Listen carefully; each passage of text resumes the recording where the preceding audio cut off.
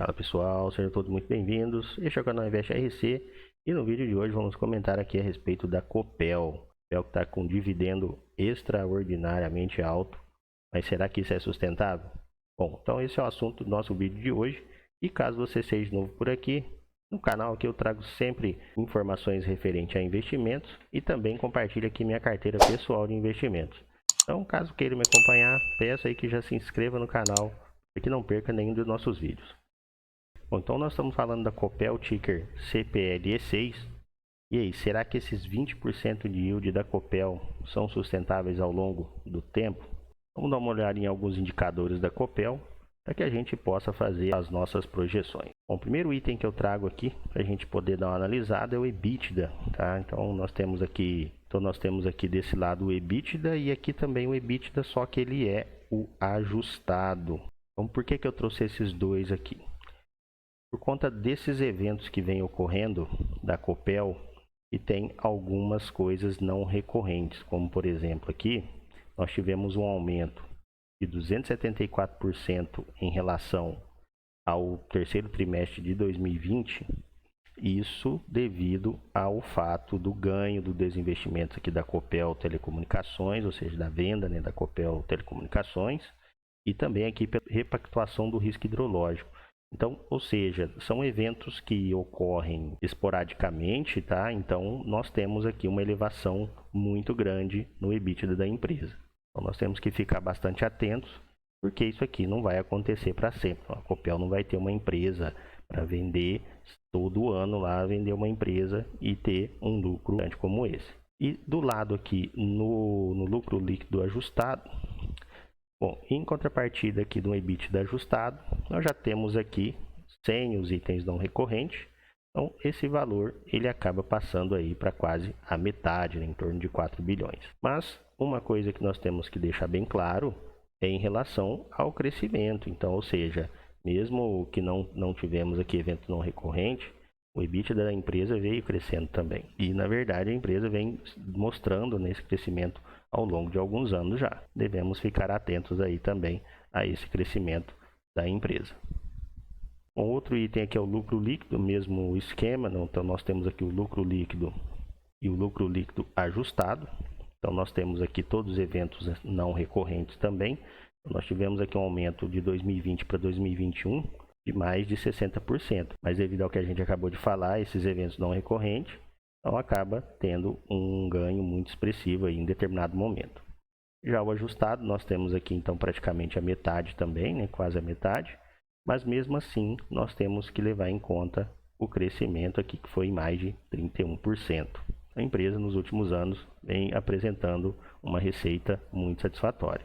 Bom, então são dois pontos aqui importantes que nós temos que analisar. Então esse aqui seria basicamente, esses dados aqui são até o terceiro trimestre de 2021. Então só para a gente ter uma noção do quanto seria aí o que a empresa realmente produziu, né, sem os efeitos não recorrentes. Então mesmo assim ainda tivemos aqui um aumento bem expressivo de mais de 30%.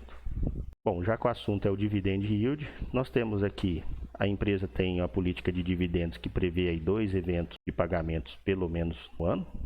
Em quais condições ela faria isso? Bom, se o lucro líquido aqui for positivo, menor do que 1,5, ou seja, se a alavancagem da empresa, se a dívida líquida por EBITDA for menor do que 1,5, nós temos um payout aí de 65%. Se ela ficar de 1,5 até 2,7, nós temos um payout aí em torno de 50%.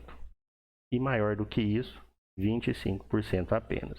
Mas eu imagino que ela deva ficar aqui de 1 até 1,5, 2, provavelmente. Mesmo porque ela busca que não ultrapassar esses 2,7. Então, ou seja, em alguns momentos vai ter menos, em alguns momentos mais, mas nós temos uma previsibilidade aqui muito grande também. Nós sabemos aqui que pelo menos 50% aí do lucro líquido será distribuído em forma de proventos aos investidores. Ou então, conforme a gente viu, abaixo de 1,5, a empresa paga até 65% do lucro líquido. Então, nós temos aqui, hoje, né, a dívida líquida por EBITDA menor do que 1. Então, possivelmente, a empresa estaria dentro daquele 65%.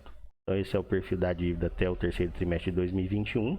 E esse aqui é o programa de investimento. Então, no quarto trimestre ainda teríamos mais 520 milhões para somar aí o total de quase 2 bilhões, né? 1,998 milhões em investimentos. Então, dessa forma aqui, eu imagino que ainda ficaríamos algo em torno aí de 1 ou abaixo daquele 1,5, tendo os 65% de payout.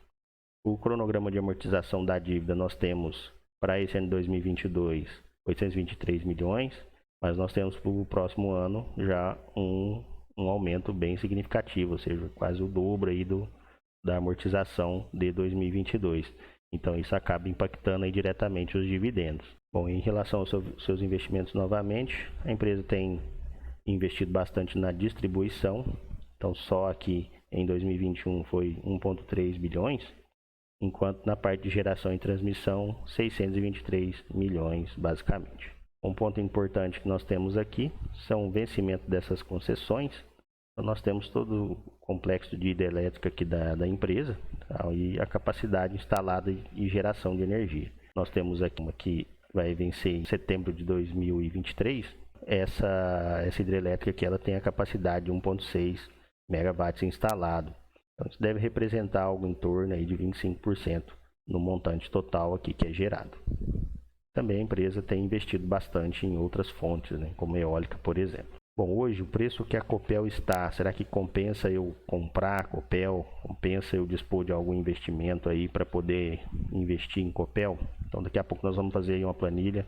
Fica aí no vídeo até o final. E também, se estiver gostando, peço aqui que deixe aquele like para poder me ajudar aqui no canal. Então nesse momento, será que compensa comprar a Copel, pensando nesses dividendos que podem ainda vir aí forte a esse ano de 2022? Primeiro, não se trata de nenhuma recomendação. Então, veremos aqui alguns indicadores.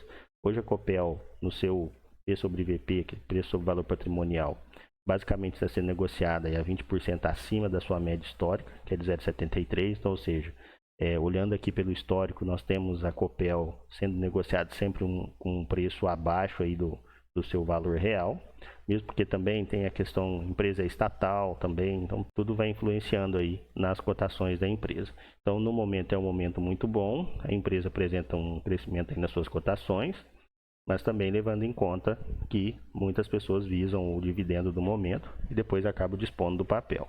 Então hoje, com o preço atual, mesmo ela estando abaixo aí do seu valor patrimonial, então eu vejo que ela está ainda acima da sua média histórica. Outro item também, margem líquida em torno de 24, 25%. Aí a gente tem uma comparação aqui, não dá para comparar, por exemplo, com uma Taesa que é de transmissão. Então nós temos, no caso da Taesa, em torno de 50% de margem líquida, pelo menos.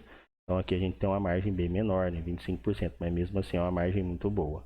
Um ROI de 26% e uma taxa de crescimento aí nos últimos 5 anos de 36% também. Então são indicadores muito favoráveis. Bom, e para a gente poder ter uma noção, eu trouxe aqui também os dados da Energia do Brasil, que é uma empresa também que atua aí com geração, transmissão, distribuição. Então, basicamente, aí é bem parecido, né? Só que é uma empresa privada. Tem feito muitos investimentos também. Então, a margem líquida da EDP aqui nós temos em torno de 11%. Já é bem menor do que a da Copel. O ROI também nós temos, apesar de ser um ROI muito elevado, né, 18%, mas mesmo assim a Copel está lá em torno de 26%. E a taxa de crescimento aqui também nos últimos 5 anos, Copel aqui com 36,5%, enquanto a EDP 10,13%. Mesmo assim, são empresas boas, tá? Mas a Copel aqui com bons indicadores em relação ao crescimento. Bom, comprar ou não comprar Copel, no momento eu, apesar de estar vendo essa empresa já há algum tempo, não pretendo aportar nela agora, e tem muitos eventos, eu acho que o preço ficou um pouco elevado. Bom, então esses foram alguns indicadores. Eu imagino que a empresa no momento ela está um pouco elevada aí de acordo com seus dados históricos, mas para quem pensa em longo prazo, aí que não seja uma empresa ruim. Então, se você também leve em conta aí que é uma empresa estatal e também de todos os eventos não recorrentes que nós temos até o momento. Então fica a cargo aí, você está fazendo os estudos e analisar certinho a possibilidade aí de investir. No momento eu não desinvestiria de nada que eu tenho para poder investir em Copel por conta desses dividendos. Bom, pessoal, essa planilha que a gente usa, né, para quem já acompanha o canal aí, nós temos essa planilha onde a gente faz as projeções. Então, o payout aqui, no momento vou colocar 65%. Lembra que dívida está em torno de 0,8 não deve passar, acho que provavelmente não passa de 1. Então abaixo de 1,5 nós temos aí um payout de 65%. O lucro líquido, nós temos, se for somar tudo, nós temos aí 5,5 bilhões, pelo menos mais ou menos nessa faixa aí, só para a gente poder fazer nossas projeções. Então com isso daí, nós temos hoje um dividendo aí estimado de 1,31. Isso com as cotações atuais aí que eu peguei de 7,03, nós temos ainda um dividendo de 18,5% praticamente. Então é um dividendo bem robusto. Mas lembrando novamente, cuidado com os itens não recorrentes. Acontece aqui com a Copel. Então, dentro dessas características aí, não tem nem o que falar em relação a dividendos, né? Que é um dividendo muito interessante, tá? Mas novamente aí cuidado com os itens não recorrentes. Bom, o próximo cenário que a gente tem já seria mais dentro da nossa situação. Então, nós já teríamos aí com uma dívida um pouquinho maior, né? De repente a empresa acaba se endividando um pouquinho. Então, nós temos ainda um cenário de 50% de payout. Então, nós temos aqui já um dividendo projetado de R$ 1,01. Então, isso ainda nos dá um yield de 14,30%. Então, é um yield também muito interessante, mesmo com endividamento maior e também com um 50% de payout. O detalhe está aqui, né, no lucro líquido. Na verdade, aqui nós devemos utilizar o lucro líquido ajustado. Eu imagino que deva ficar em torno aí de 3 bilhões mais ou menos, 3,3, alguma coisa assim. Eu imagino que deva ficar em torno de 3 bilhões e com um payout de 65%. Então nós já temos aí um dividendo mais dentro dos padrões, né, que a gente tem 71 centavos estimado. Mesmo assim, com essas cotações, ainda temos um dividendo em torno de 10%. Então, é um dividendo também muito bom. E o próximo cenário aqui seria o payout de 50% com o lucro líquido de 3 bilhões. Então, nós já teríamos algo em torno de 55 centavos e um dividendo de 7,80%. Tá? Então, ou seja, eu imagino que num cenário aí onde a empresa tem um pouco mais de dívida, mesmo assim ainda teríamos algo em torno de 7, 8% de dividendo. Eu imagino que para longo prazo é uma empresa muito interessante a se pensar de se estar colocando em carteira. Então, só para a gente poder ter uma noção, a Copel em outros anos não teve pagamentos robustos, né? Sempre pagamentos mínimos aqui, a gente pode acompanhar por aqui. Mas aí no último ano, para 2021, nós já tivemos um rendimento aí de mais de R$1, né? R$1,30 praticamente. Isso devido também ao fato de eventos não recorrentes, mais uma vez. Então, possivelmente ainda em 2022 aqui teremos algumas coisas relacionadas a isso, então teremos um dividendo bem alto. Mas para 2023, aí já devemos aguardar uma possível redução desses dividendos. Bom, pessoal, então por esse vídeo foi isso. Espero que tenham gostado. Novamente, se não for inscrito, se inscreva aí no canal para me ajudar. Se gostou, deixa aquele like e, se possível, também compartilhe esse vídeo com outras pessoas. No mais é isso, pessoal. Muito obrigado por ter ficado comigo até esse momento. Até o nosso próximo vídeo.